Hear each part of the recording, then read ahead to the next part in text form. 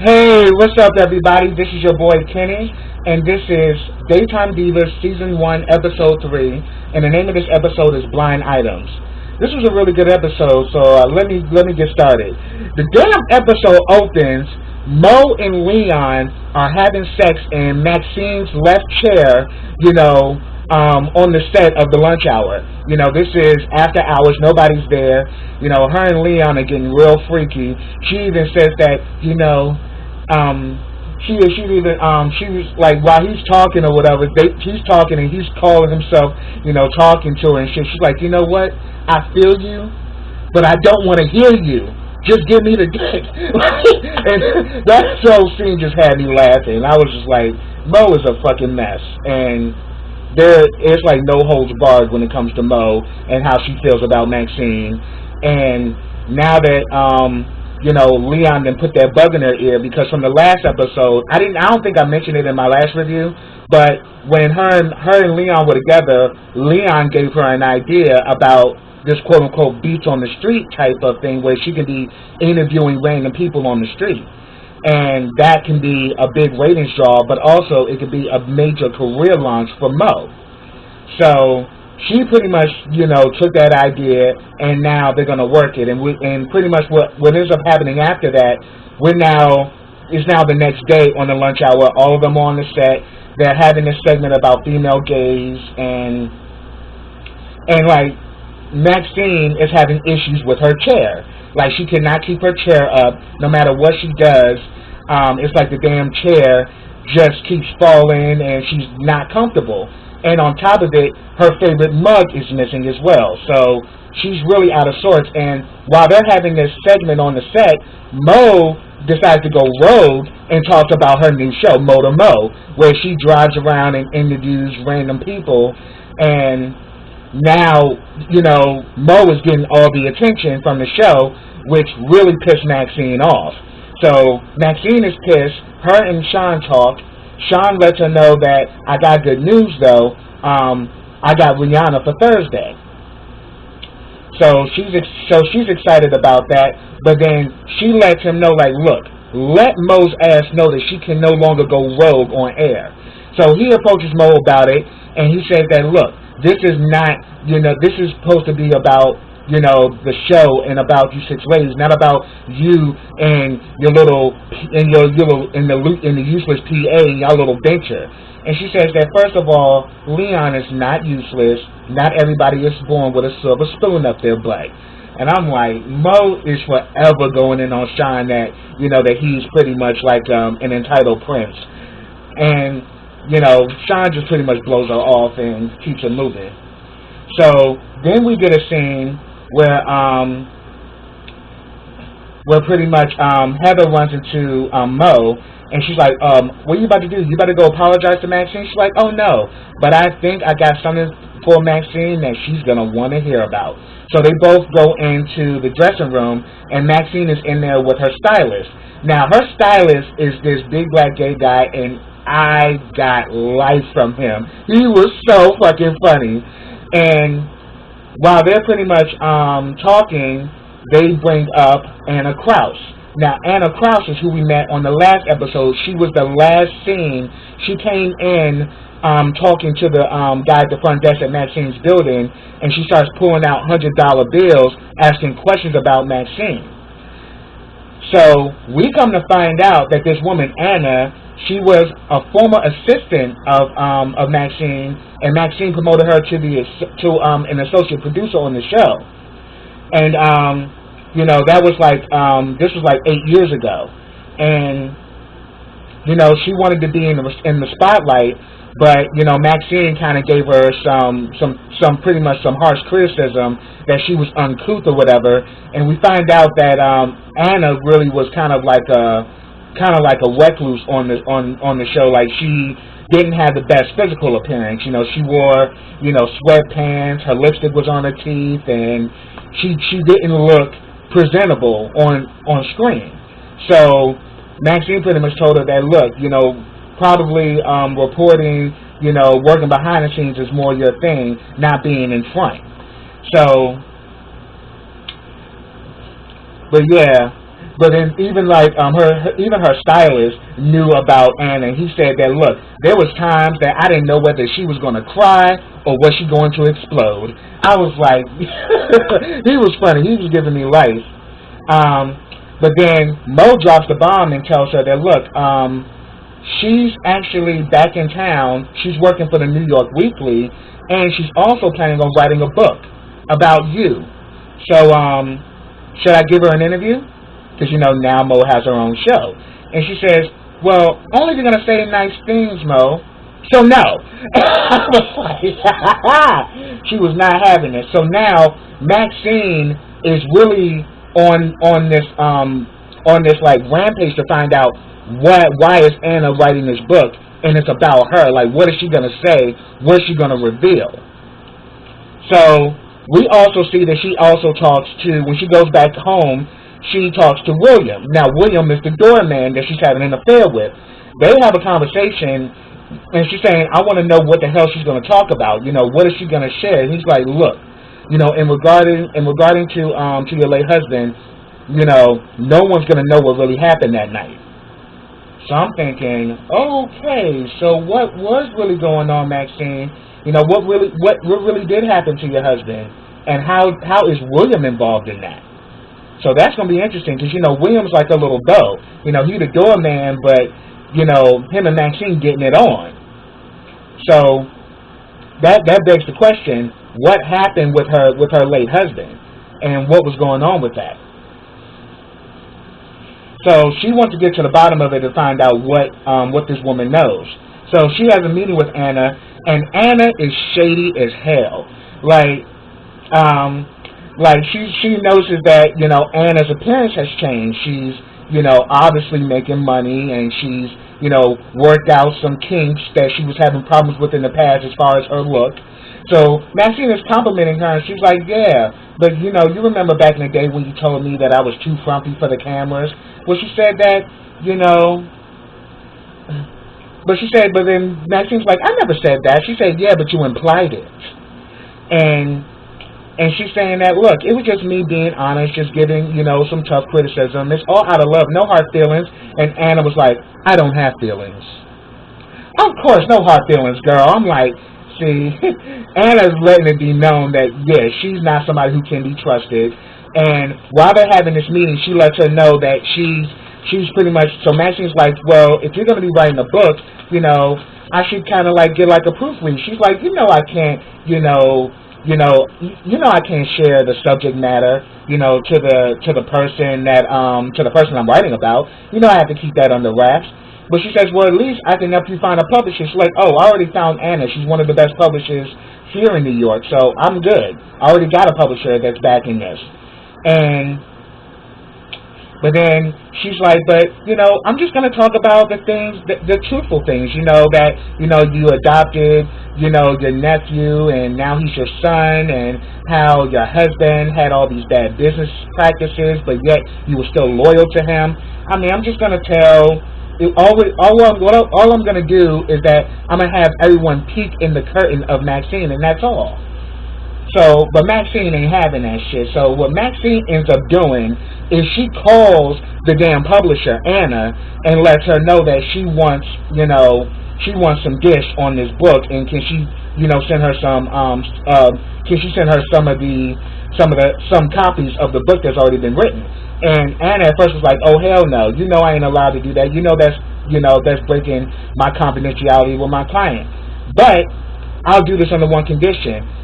Get Kelly Osbourne on your show. And she was like, oh, Kelly Osbourne? Oh, that bitch who pretty much said that, you know, that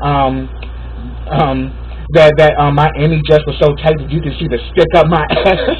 And she's like, well, yeah. And I want her on Thursday. And she's like, well, I already got Rihanna on Thursday, so can we do it Monday? She's like, no, it has to be Thursday, and that's the only slot you get. And if you get Kelly Osbourne on your show, then I'll leak you copies of Anna's book.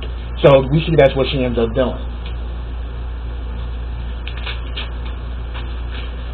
And that whole scene with her was crazy.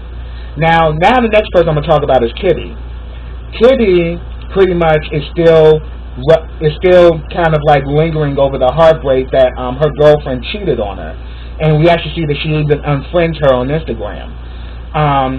Once she does that, she pretty much goes until she's still on the set, and she's thinking she's the only person still there. Little does she know, Sean and Nina are having a discussion. Sean knows that Nina is pregnant with his baby, and he's pretty much adamant that, look, you need to make a movie. You need to make a movie now because I want to be with you, and this is our baby that you're carrying, and Andrew knows nothing about it. But she's like, look, you got to give it time. So next thing you know, they start making out and everything, and Kitty saw them. So now she is the one that knows that Sean and Nina are messing around, and everybody knows that Nina's married to Andrew. So Kitty has joined an AA meeting, and she was talking about her life and about secrets and stuff like that, and how she's trying to start anew. But while she's talking about that, she's saying that, oh yeah, do you know that there are 2 co-workers at the lunch hour that are having an affair and nobody knows about it? Like, this is crazy. It's like everybody has all these secrets, and everybody is living this facade. I mean, secrets can eventually kill you. So little does she know, there was somebody in the AA meeting that was recording everything she said, and they did an article on it in page 6. So now everybody knows that there's 2 co-workers on the lunch hour that is messing around with each other. And that gets crazy. So later on, she does go to Maxine and tells Maxine that I'm the reason why page 6 happened, because I was in my AA meeting and I was talking, and I didn't mention who was having the affair, but I did mention that there was an affair going on. So Maxine was like, so who's having an affair? She's like, I can't say. I do respect the confidentiality of the 2 people involved, so I'm not going to tell you who it is. So Maxine pretty much decides she's going to actually take her out of AA, because she says that, it's dangerous. You don't know who's listening to you, and you don't know, and you can't trust anybody these days. So she actually hired, I think his name is Julian, she actually hired a personal life coach to follow Kitty, 24 hours a day. Well, not really 24 hours a day, but follow her throughout the day to help her with her recovery. And pretty much she lets her know, like, yes, and I'm paying for it as long as you're on my show. So she pretty much got Kitty in her back pocket, like, yeah, bitch, if you're gonna run your mouth, you need to be running into him. But no more AA meetings, because obviously you deciding to open up your emotions, pretty much got us on the front page. So Maxine pretty much nipped that shit in the bud. Oh yes, and then we actually see Kelly Osbourne on the lunch hour, and it's such a dry ass show, because she's promoting this hair book called Hair Coup, where she's kind of like taking hair, different pictures of her hair, different styles, different colors, and all of that, and that's what Kelly Osbourne is on there. And Kelly is shady as shit, because immediately when she got on there, Maxine was like, ooh, I love your dress, Kelly. She's like, oh yes, and I like yours. My mother used to have a tablecloth just like this. I was like, oh shit. I was like, she's still shady. She's like, well, it's, and then like Maxine's like, well, you shouldn't be offending people about their fashion. She's like, no, I don't offend anyone. It's their clothes that offend me. And next you know, Kelly starts talking about this hair book. There's no words. It's just pictures of her hair. So it's a really dry segment, and it's a segment that really upset Sean, because Sean set up Rihanna, and then she went over his head and brought in Kelly Osbourne. So Sean was pissed off about that if you're going to ask me to run the show, you need to let me run the fucking show. So it's a dry segment. So, and it's getting to the point where it's like dead air. Like, no one knows what to say or what to do, because Kelly is not clicking on the show with them. And then the next thing you know, Maxine decides to talk about Mo's new venture, Mo to Mo. So they pretty much show a preview of Mo, working with all of these, Mo driving and doing and interviewing people while she's driving, and pretty much that gets a buzz on the show. So they pretty much kind of saved the show by talking about Mo to Mo. So now, Mo got a lot of shine on the show. Pretty much, Mo saved the show, literally, because it was going nowhere with Kelly. And the next person I want to talk about is Nina's ass. Now, we've been seeing that Nina has been kind of playing, like she's with Sean, and then we actually see at one scene she gets a call from Andrew. Andrew decides, okay, I'm with the fertility thing, I'm actually, I want to go with you, and we can actually see the doctor. But she's like, oh, no, it's okay, I'll just go by myself, don't worry about it. I know what to do, handle your business and everything's going to be fine. We actually see on the set when they're with Kelly Osbourne, Andrew's on the damn set. And he's like, you actually think I'm going to let you do this without me? And we see that they get on the elevator to go to the 24th floor. And next thing you know, they're talking or whatever. Next thing you know, damn Andrew presses the emergency brake on the elevator. And Andrew showed his motherfucking ass. He pretty much says that, I already know you're pregnant. We both know you're pregnant. So, was the guy a good leg? Oh, wait a minute. You in love with him. But this is what's going to happen. We're going to play that we this good husband and wife, because my image had to be bulletproof. And after I get in Congress, maybe 1 after 2 years, I'll divorce you. Either I can say it's amicable, or I can say because you cheated on me. But either way, it's going to be on my terms. And Nina's like, I ain't falling for that shit. She's like, oh, yes. Or I can actually tell everybody about how you became, pretty much how did you become a young journalist? I can tell the tale of how you did become a journalist, what stuff you did to get to where you are. I'll ruin your whole damn career. And then Nina's like, you got skeletons in your closet too, so don't fuck with me. And he's like, yeah, but at the end of the day, we still are gonna play like we're this power couple, and that's what we do. We play to get ahead. So we're gonna play that, that we're about to have a baby, and that's all there is to it. And then he puts us down the ground floor. So it's like, So Nina's now shooken up like, yeah, Andrew got a hold on her ass. So Andrew know about her dirt and knows about her past. Next, we actually get a scene with I'm gonna talk about Heather. Now Heather, we saw from the previous episode, we first thought that Heather was being abused, and it's kind of reminiscent of like the flagellants who like beat their flesh, when they sin. So it's kind of like every time she steps out of line with her husband gets that paddle, and they have a Bible. She pretty much lays on his lap, and he beats her with the paddle. But Heather loves it. Heather gets off on it. And she even come to find out that it does turn her on. And we actually get a scene where Mo is with Leon, and they decided to do a segment of Mo to Mo, and they get a ride that's going towards where Heather lives. So Heather goes there, and Mo is very close to Heather's family. I mean, her kids love her. And her kid's name is her daughter's name is Savannah, and her son is Brad Jr. Because Heather's husband is Brad, and Brad wants to be called Ella. So she actually sees that she actually runs into to her housemaid. I think her name is Annabelle or something like that, and she's like, wow, it seemed to me the only black people is me and they housekeeper. How about that? And she's filming this, and she notices that Brad Jr. is dressed up in woman's clothes, and she's like, why are you wearing that? And he's like, because I feel pretty. And then Savannah's like, oh yes, Mom lets him wear girls' clothes, and we call him Ella.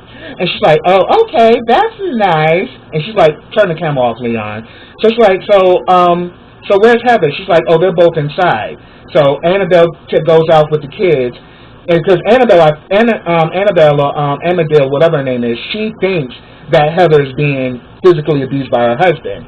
Little does she know, it's like this little sexual Christian role play that they do. And Heather and pretty much Mo walks in. She first rings the doorbell and she knocks, and she gets no answer. And pretty much we see that Heather is being punished. He's reading the Bible and he's punishing her and she's getting off on it. But then he says that, oh yes, and you need to stop dressing up our son like a freak.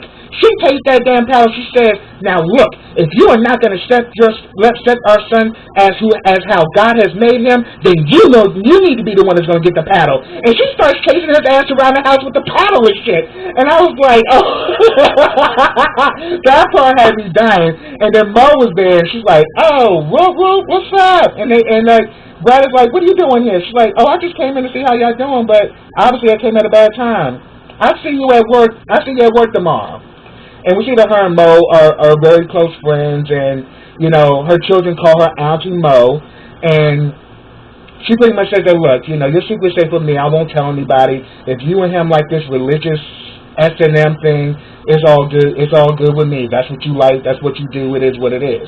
But she's like, well, it's actually Christian discipline. It's in the Bible.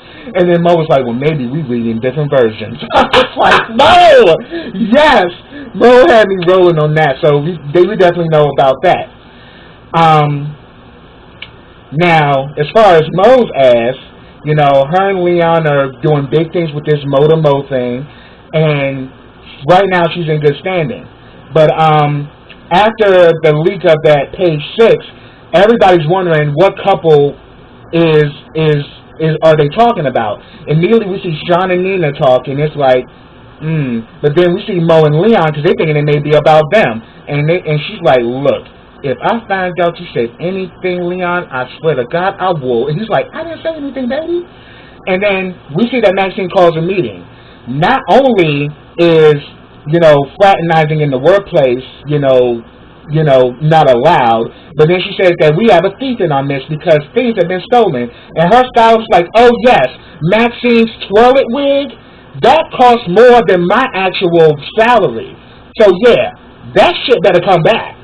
And she's like, yes, and my mug and things around the place has been missing. And, at the end of the day, I'm going to find out who it is. And when I find out, not only will that person will be terminated, but they will be prosecuted to the fullest extent of the law. And she walks off and she's like, yes, and have a good show. And then next thing you know, the stylist is like, and that is how you do it. And he's like, and I forgot what I'm trying to remember what that boy said. Oh, he's like, and that is how you lay it down, bitches. And walked away. I was like, I love him. Our stylist is off the hook. He is hilarious. But we later on find out, where all of this missing stuff is coming from. Because y'all remember Ramona, who works with Leon, she didn't get promoted to being a head. There was talk about her becoming promoted, but she still kept her where she is. And she just kept bumping into her, and every time she turns around, she goes in on Ramona. Ramona this, Ramona that. Like, Ramona, we should not run out of this in the picture. She's like, yes, I know, but Leon, she's like, see, passing the buck is how you get passed over, bitch. Get it together. And then, next she bumped into her at one point and knocked all of her flyers. She's like, look, you need to make yourself known around here, Ramona, because next thing you know, you're going to get run over, and then we're going to be liable for this. We're going to be liable if you get hurt. So you need to watch yourself. So we come to find out, Sean pretty much gets Maxine's attention and lets her know, you need to view this. So they view the camera footage. They do see that there is a thief in the midst, but that's not really her focus. She gets the footage of Mo and Leon having sex in her chair on the set. So she fires Mo's ass. And Mo goes fucking bananas, like, you can't fire me. You can't fire me. I'ma fucking pursue you. I'ma fucking sue them. I'ma fucking sue your ass if it's the last thing I do. And they go back and forth. Next thing you know, the damn police have to literally physically escort Mo out the building. Now, they literally had to pick her up and drag her ass out because Mo just went fucking ape shit. I have to say, Tashina Arnold is doing her thing on this show. So now it's like, now she done fired Mo, and then Heather was like, oh my God, I'm gonna miss her. She was such a good friend to me. I wonder if I can get her dressing room. It's a lot bigger. I'm like, they shady as shit. Like, y'all shady as shit. Like, it's kind of like, yeah, y'all family, but they're very dysfunctional.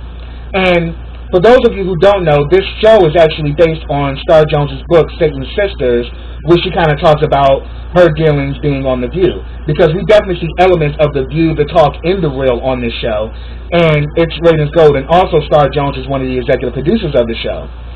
So now, then we towards the end of the show, we see that Maxine did get the proofread Anna's book, and she is only talking about facts. But she says, but then she's also sitting there with William, the doorman, and he said that look, she's not going to know about what actually happened that night. She's not going to know anything. But then Maxine's like, okay, well, Anna, it's war. And then we see Mo, and Mo is like, Maxine, it's war. I ain't going out like this. I'm going to get this bitch. So we see that Anna and Maxine going to be at odds, and also we already know Mo and Maxine going to be at odds. So we got a whole bunch of shit that's about to come up. But yeah, that scene with Andrew and Nina, that definitely had me, because Andrew's a messy motherfucker. Just like Nina. So it's like both of them got some shit, and as I say, they both make power plays. Their marriage is pretty much an arrangement. And we actually see that, you know, Nina is in love with Sean. But Sean is getting to the point where he's over it, and he's like, look, you know, if worse comes to it, I'll go talk to Andrew myself. And she's like, no, you need to let this play out. Everything's with timing. You need to be patient.